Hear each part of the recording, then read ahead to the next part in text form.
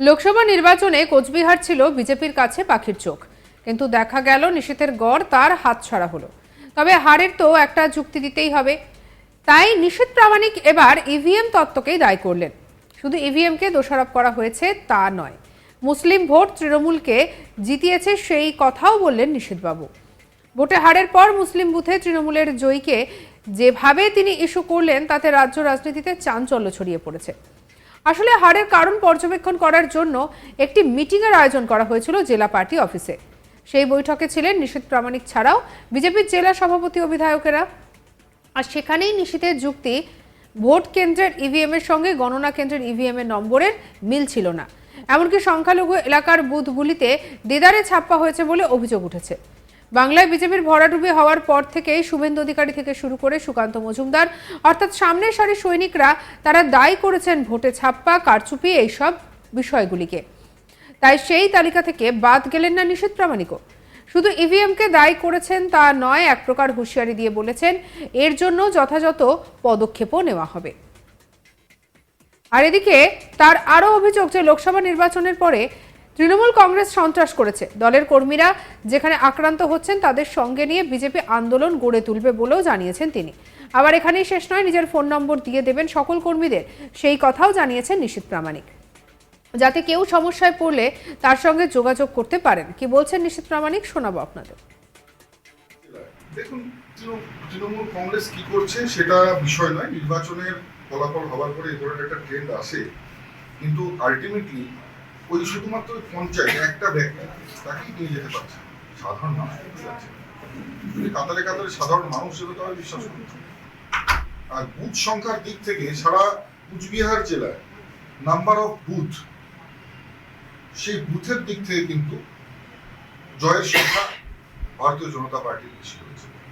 কিন্তু যে সমস্ত একেবারে কোর মুসলিম অধ্যুষিত বুথগুলো রয়েছে সেখানে আমরা একেবারেই ভোট পাই, অর্থাৎ শুক্কাবাড়ি, কোকড়াবাড়ি বা শোকারুপুরের মানুষ তারা আমাদেরকে ভোট দেয়। পোলারাইজেশন হয়েছে এখানে কুচবিহার জেলায়, কিন্তু এখানে মুসলিম পোলারাইজেশন হয়েছে। মুসলিমরা একজোট হয়ে একাত্তা হয়ে তারা তৃণমূল কংগ্রেসকে ভোট দিয়েছে, কিন্তু হিন্দুদের মধ্যে সেই পোলারাইজেশন হয়নি। যে পোলারাইজেশনের কথা তৃণমূল কংগ্রেস বলে, সেই ভোট কিন্তু স্বাভাবিকভাবেই হয়েছে, সুন্দরভাবে হয়েছে। এবং নিশ্চিতভাবে বলতে পারি হয়তো কোথাও গিয়ে আমরাও সেই সমস্ত জায়গায় পৌঁছতে পারি। শুক্কাবাড়ির মতন জায়গায় আমাদের সংগঠন নেই, কোকড়াবাড়ির মতন জায়গায় দিয়ে সেখানে আমরা ভোট পেতে ব্যর্থ হয়েছি। নিশ্চিতভাবে আমরা চেষ্টা করবো যে আমাদের যে সমস্ত জায়গাগুলোতে আমাদের ত্রুটি বিচ্যুতি রয়েছে সেই জায়গাগুলোকে সূত্রে নিয়ে আগামীতে আবার এগিয়ে চলা। কারণ আমরা মনে করি মাননীয় প্রধানমন্ত্রী বলেন যে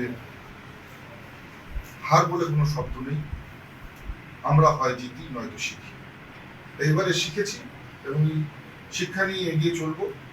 কুচবিহারের 7,41,000 মানুষের আশীর্বাদ, সেই আশীর্বাদকে পাথেয় করে এগিয়ে চলবো।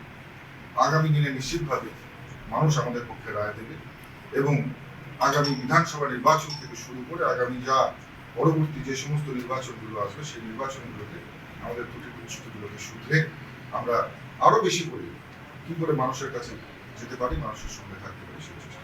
দেখুন, এই 7 দিন ধরে আমাদের কাছে অভিযোগ এসছে, এই 7 দিন ধরে অভিযোগ এসছে এবং এই অভিযোগ করার সময় 1 মাস রয়েছে।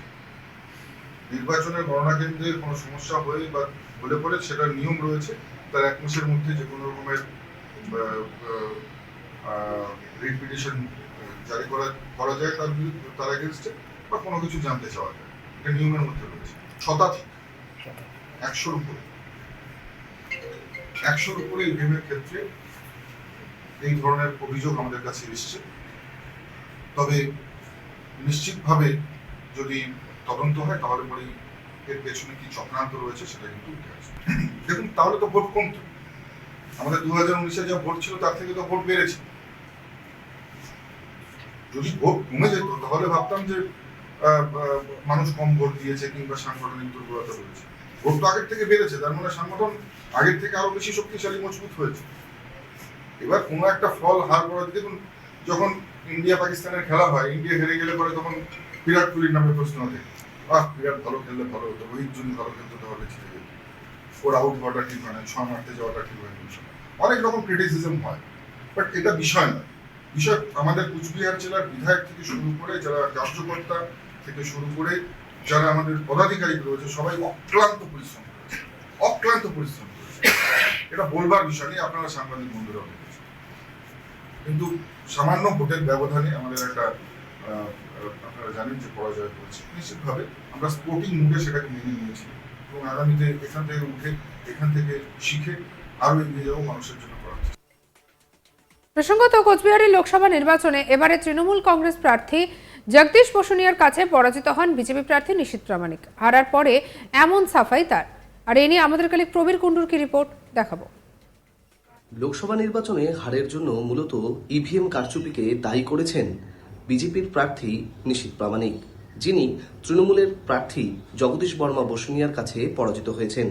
এই হারের পরে নিশীথ প্রামাণিক তিনি দাবি করেছেন যে লোকসভা নির্বাচনের ভোটের সময় যে ইভিএমগুলি ব্যবহার করা হয়েছিল পরবর্তীতে সেই ইভিএমগুলি গণনার সময় বদলে দেওয়া হয়েছে এবং নম্বরগুলোতেও নাকি কোনো মিল পাওয়া যায়নি। এমনই যারা মূলত গণনা কেন্দ্রে যারা দলের এজেন্ট ছিলেন তারাই এমনই অভিযোগ করেছেন নিশীথ প্রামাণিকের কাছে। আর নিশীথ প্রামাণিক এই বিষয় নিয়ে ইতিমধ্যেই অনেক দূর পর্যন্ত যাবেন এমনই কিন্তু হুঁশিয়ারি দিয়েছেন। তবে এখনই তিনি আইনি পথে যাচ্ছেন কিনা তা যদিও স্পষ্ট করেননি, তবে নিশীথ প্রামাণিকের দাবি মূলত ইভিএম কারচুপির জন্যই তার হার হয়েছে। এবং এছাড়াও তিনি কিন্তু আরও দাবি করেছেন যে সংখ্যালঘু অধ্যুষিত কোচবিহার লোকসভা কেন্দ্রের যে জায়গাগুলি রয়েছে সেখানে কিন্তু ছাপ্পা হয়েছে এমনই কিন্তু অভিযোগ করা হয়েছে।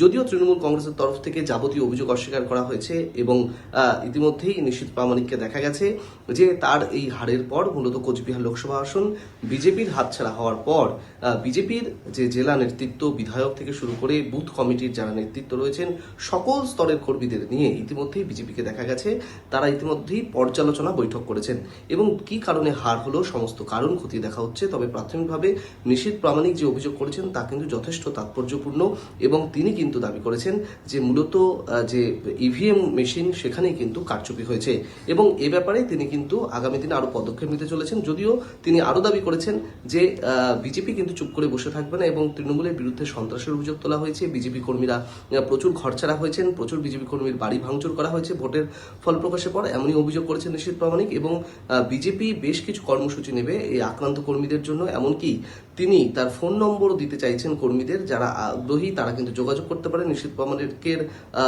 ফোন করে তিনি কিন্তু নিশীথ প্রামাণিক এই আক্রান্ত কর্মীদের পাশে থাকবেন এমনই কিন্তু আশ্বাস দিয়েছেন।